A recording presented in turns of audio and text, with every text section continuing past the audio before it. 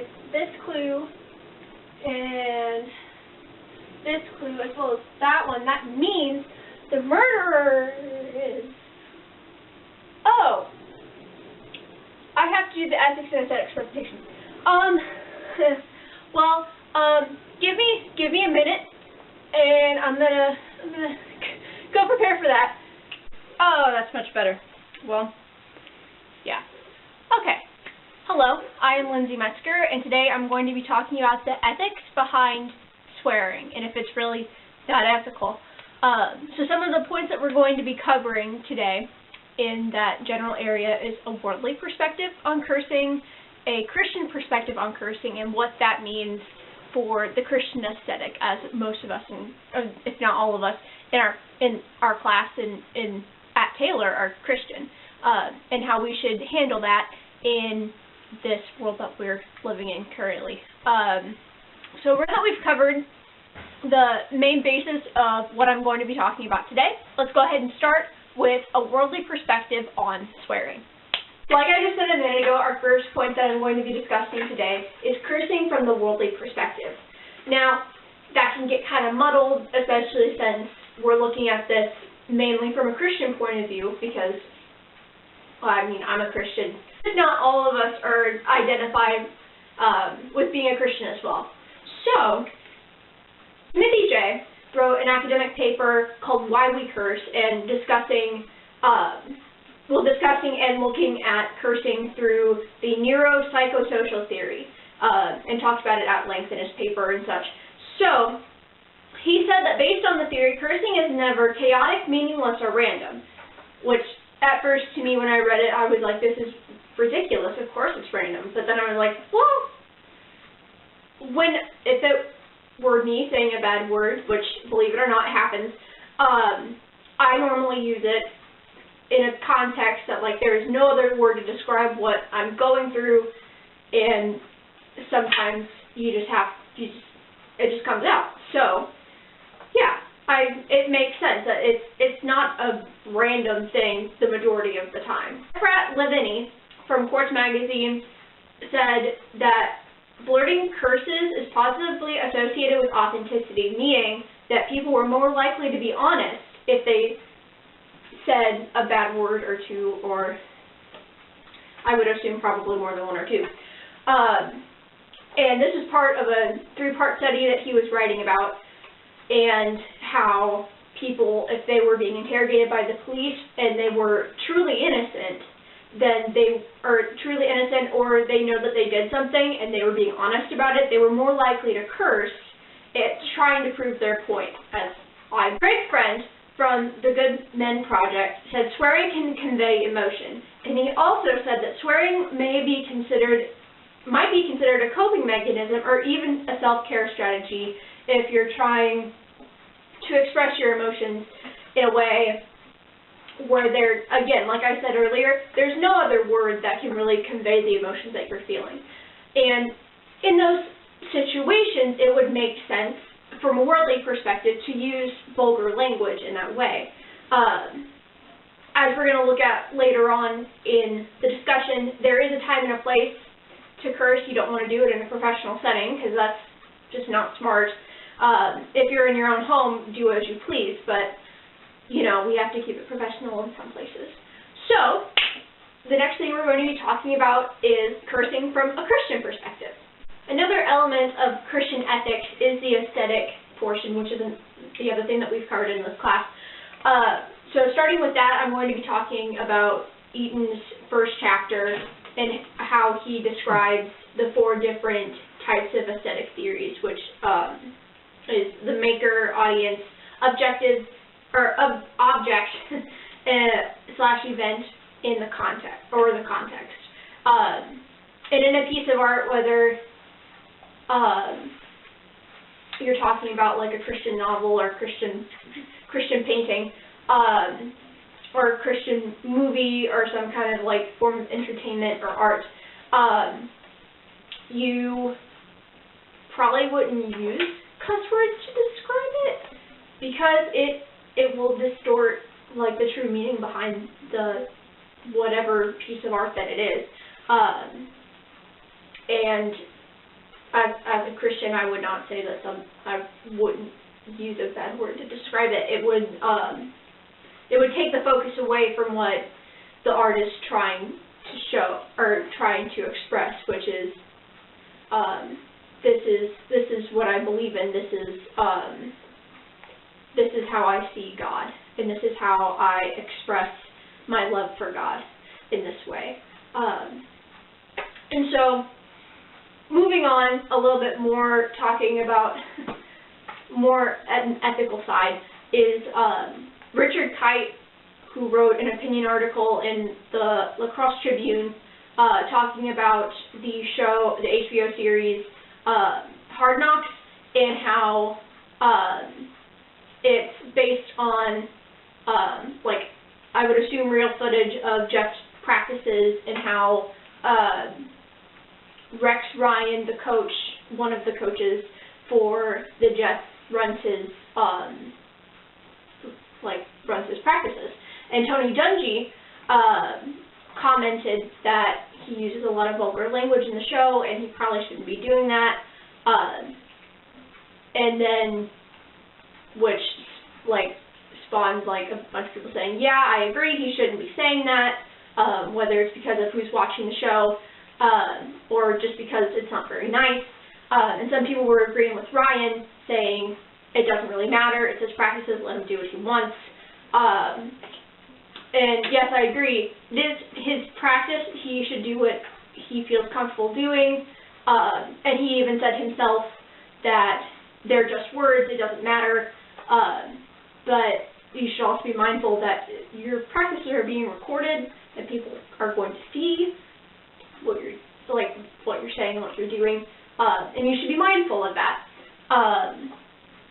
And with that being said, we can't ignore the fact that words do hurt. They do carry an impact, and they do shape what words are said to you, they do shape who you become in the future. Now, Kite said in his article that cuss words present a distorted picture of human beings. And it is very true, especially if you're calling somebody a bad word. It does distort who they really are, and it kind of disrespects God. It disrespects the creator of that person, which is the last thing as a Christian you should want to do. You don't want to be mean to other people. Like the golden rule, treat others as you would want to be treated. And a little sub-bar, say things to people that you would want them to say to you, I think, would be applicable here. And it's hard to see the dignity of a human life if you're saying bad words, either about that person or to that person. If you're calling them, in that context, calling them something that is less than nice. The last point I'm going to be covering now is talking about how, with the information that's been presented, how do we apply that to our everyday life as Christian artists or Christian writers or filmmakers and such. Now that we have all this information, how do we apply it to our lives? So I'm going to go back a little bit, talking about Holmes and talking about Christian ethics behind mainly more a broader aspect of things in the Bible, and talking about how we're given these set rules. Like I said before, do not steal, do not lie, do not murder, etc., etc. But how do we apply that to really hard ethical dilemmas, where no matter where we turn, something is going to be compromised. The chapter talks about how some examples that they give. Would you lie to the Gestapo to save your Jewish friends? Or anyway, the same goes with cursing. Do we use it just because the situation can be spiced up if I say this word right here? should I do that, should I not? So thinking about it in that context, it will help prepare us for what we're going to talk about, or really talking about the what now aspect. Sarah Rett from Story Embers, which is a website mainly directed toward Christian storytellers, wrote an article talking about swearing in writing and how Christians should go up if they decide that the story that they're working on requires swearing, or like is depicted, has some depictions of swearing, how Christian writers should go about that while still keeping their I don't want to say Christian image, but like still keeping their while still keeping their witness prominent and at the forefront of everything that they do, whether hopefully that they're showing and not telling. Besides the point, I'm going into writer views. One of the biggest things, after doing some examples in the Bible, like I did with my last point of how God wants us to handle swearing, if the story, I don't want to say demands, but if the story leads up to swearing, how do we depict that with wisdom in a Christ-centered way? And at the end, they had a couple people that were on staff say, this is what I do. One of them was editor-in-chief of the website, and he said, I write fantasy. It normally doesn't apply to me. I can make up my own cuss words, and I'm not ruining my image, or my Christian witness. But if I decide that there's no, he uses it as a last resort, because it does have a hindrance on our Christian witness, whether we mean it to or not. But like I've talked about before, sometimes there's just not another word. I'm currently working on an assassin novel, never have done anything like this before, and for the first time in my 4.5 years of writing, I've decided the story needs some vulgar language to really be realistic. And so far, according to my critique group, so far I'm doing okay. But it was definitely a culture shock for me. And I feel bad whenever I have to type it in, because I'm like, this doesn't help. This isn't me. This is what I do.